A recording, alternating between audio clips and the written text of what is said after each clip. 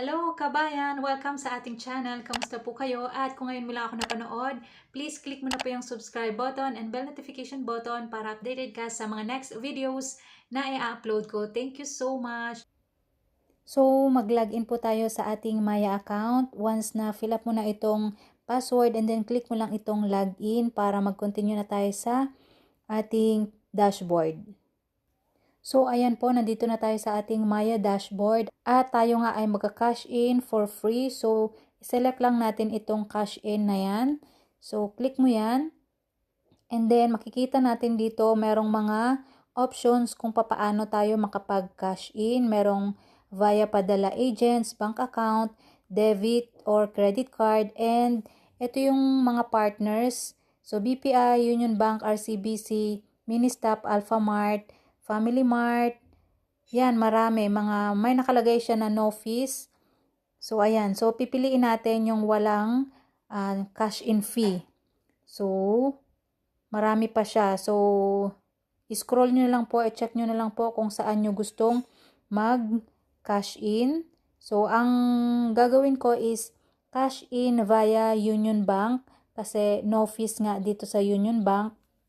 So, piliin natin itong bank account. So, dyan tayo magka-cash in. So, for example, ayan, check natin kung ano yung mga banks na pwede tayong makapag-cash in. So, piliin natin si Union Bank. Bali, tatlo yung pwede nating gamitin. BPI, Union Bank, and RCBC na walang fee. Pero si Union Bank ang pipiliin natin for this video para makapag-cash in dito sa ating Maya Bank. So, click natin yung Union Bank natin and then type natin dito yung amount na ika-cash in natin. So, meron na lang akong remaining na balance na amount for cash in kasi nga 100k yung ating limit sa ating PayMaya account. And ang sabi dito, from 500 up to 20,000 per transaction only. Cash in up to 6 times per day. So, ayan. And once ma-type natin yung amount, i-click ng natin dito sa baba yung continue. So, ayan, magka-cash in ako ng 3,000. Click lang natin itong continue. And sabi dito, amount to be added 3,000 and transaction fee is 0. And how to complete your fund transfer? By tapping continue, you will be asked to log in your Union Bank online account. Select the fund source you want to link to your PayMaya. Once confirmed and linked, your bank will be debit the amount from the linked bank account and credit to your PayMaya account. So, ayan, i-click natin itong continue. And intayin lang natin. So, ayan, mareredirect tayo sa Union Bank at kailangan nga nating mag-login dito. So, ayan, ito yung Union Bank login details. So, ikakat ko muna para ako ay makapag-login at i-update ko kayo after. So, ayan po, nakapag-login na ako sa aking Union Bank account at ayan, lalabas na dyan yung ating personal savings account details at i-click mo lang po yan. And ganyan na yung lalabas dyan ulit at merong sa baba na makikita kang authorize, i-click mo yung authorize para makapag-transfer ka. So, ayan, makikita nyo payment successful na. Your account details have been saved. PayMaya 3,000 pesos and then yung transaction ID and then yung payment method nga natin is Union Bank and amount paid is 3,000 pesos. And processing cash in transaction.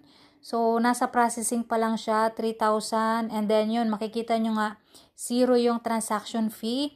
And dito sa back to home, i-click natin yan. I-check natin kung real-time ba siyang papasok sa ating PayMaya wallet or Maya wallet.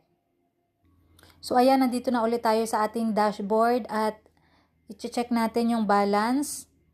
So, ayan, wala pa rin siyang cash in na dumating. So, iintayin ko at i-update ko kayo mamaya kung gaano katagal bago pumasok yung ating cash in dito sa ating Maya wallet. So, hindi pala siya real time kapag ganun yung way na ginawa natin. So, i-update ko na lang kayo later.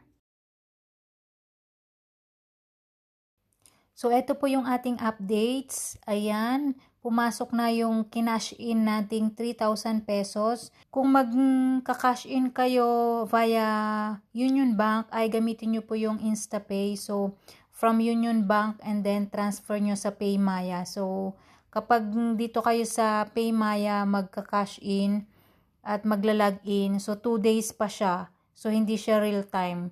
So, kung gusto nyo real time I suggest na InstaPay ang gamitin nyo via app, Union Bank application, then transfer to PayMaya. Pero yun nga lang, meron siyang charge na 10 pesos pag magka-cash in kayo via Union Bank application.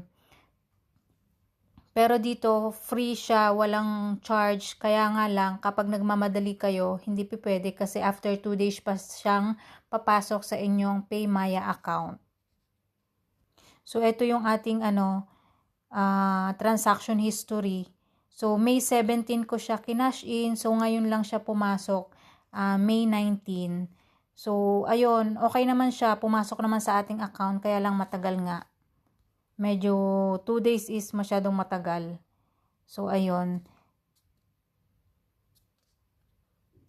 So, hanggang dito na lang muna ang ating video. So, ang next topic natin is siguro yung how to open Maya Savings account. So, abangan nyo po yung ating next video. Kaya kung hindi ka pa nakapag-subscribe, ay please click mo na pa yung subscribe button and bell notification button para updated ka sa mga next videos na i-upload ko.